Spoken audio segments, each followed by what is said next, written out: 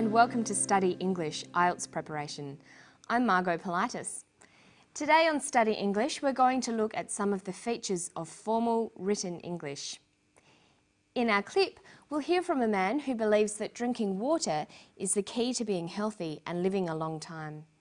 He's going to talk about how he came to his conclusion and how he tried to get some support for his project. How does nature do it? What keeps body cells going, and how can we improve on that process so that we eliminate disease altogether and we live a long and healthy life? I don't think death and disease is inevitable. We stumbled on the fact that they weren't actually getting rid of carbon dioxide out of their bodies, they were neutralising the carbon dioxide in their bodies. And we found it was from the water they were drinking. When we looked at these animals and saw what they were doing, it was exactly as we'd hypothesised, and that was a great feeling, a real feeling of elation.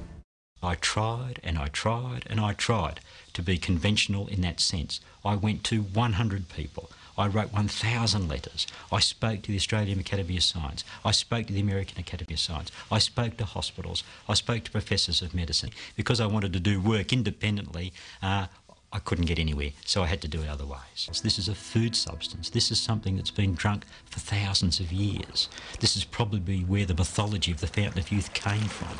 There would have been natural springs somewhere bubbling out magnesium bicarbonate at an alkaline pH value, and people that drank these springs lived longer. But I want everybody to have the opportunity to live a long and healthy life, and that's been my life's work, and we're getting somewhere. We're getting somewhere. One of the most important areas for students to master is the difference between informal spoken English and formal written English, including academic language. There are many differences between formal and informal English. Firstly, in written language, all words must be spelt correctly. There should be no words in written English that you can't find in a dictionary.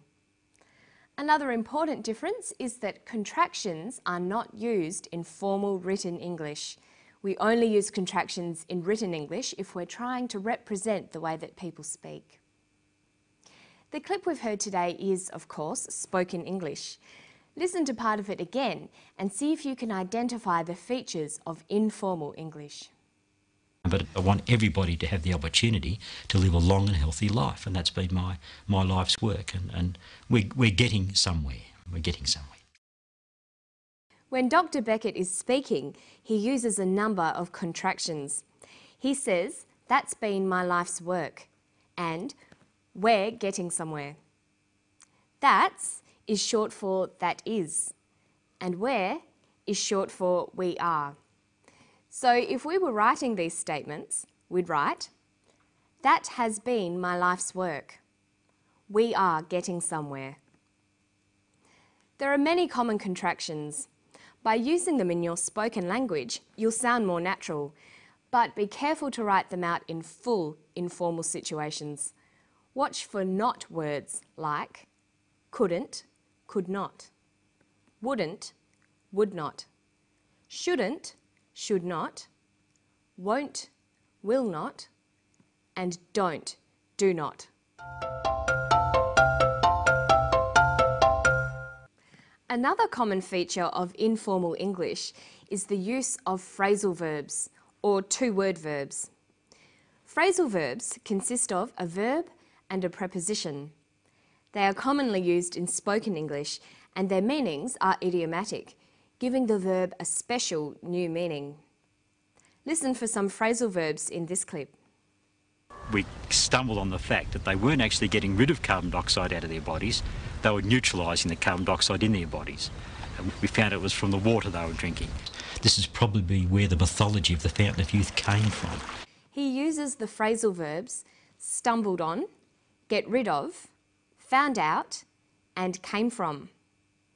In formal written English, it's best to use single word verbs.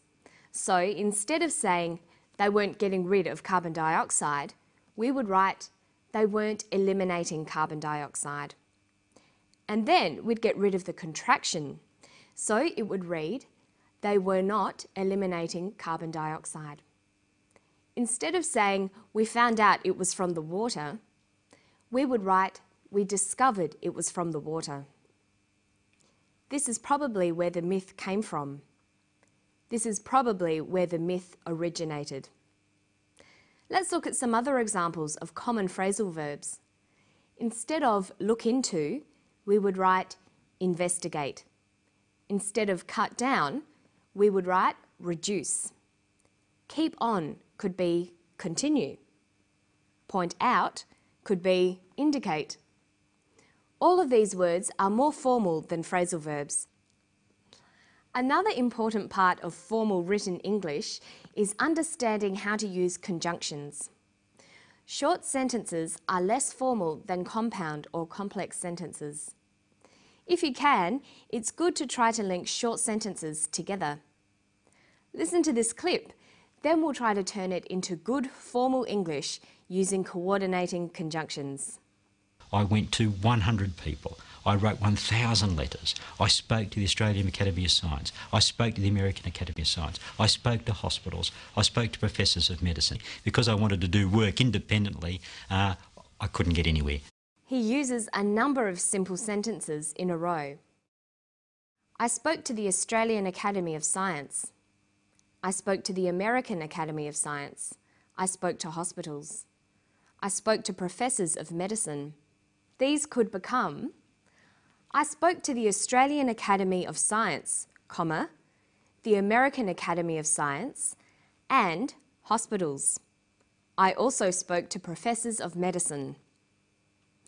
There are some rules to be aware of when you're using conjunctions. In formal English, we don't start sentences with coordinating conjunctions. Words like and but are joining words. They are not used to begin sentences. Listen to Dr. Beckett again. Notice how he uses conjunctions to start his sentences. There would have been natural springs somewhere bubbling out magnesium bicarbonate at an alkaline pH value, and people that drank these springs lived longer. But I want everybody to have the opportunity to live a long and healthy life, and that's been my life's work.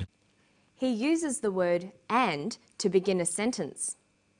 If we were writing a formal report or essay, we would have to find other words to replace and.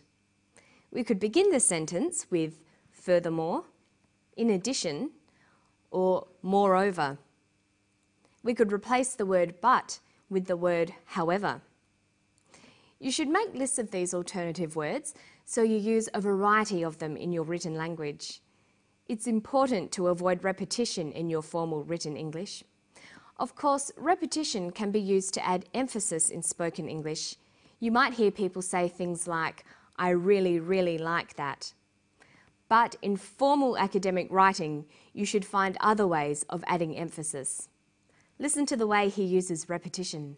I tried and I tried and I tried to be conventional in that sense. I went to 100 people. I wrote 1,000 letters. I spoke to the Australian Academy of Science. I spoke to the American Academy of Science. I spoke to hospitals. I spoke to professors of medicine. Because I wanted to do work independently, I couldn't get anywhere. I tried and I tried and I tried. To make this sentence more formal, you could either just drop the repeated verb or use an adverb like repeatedly. We could just write, I tried, or I tried repeatedly. Another way you can make your language more formal is to use the prefix re to indicate a repeated action. This doesn't apply to all verbs. Look at this sentence.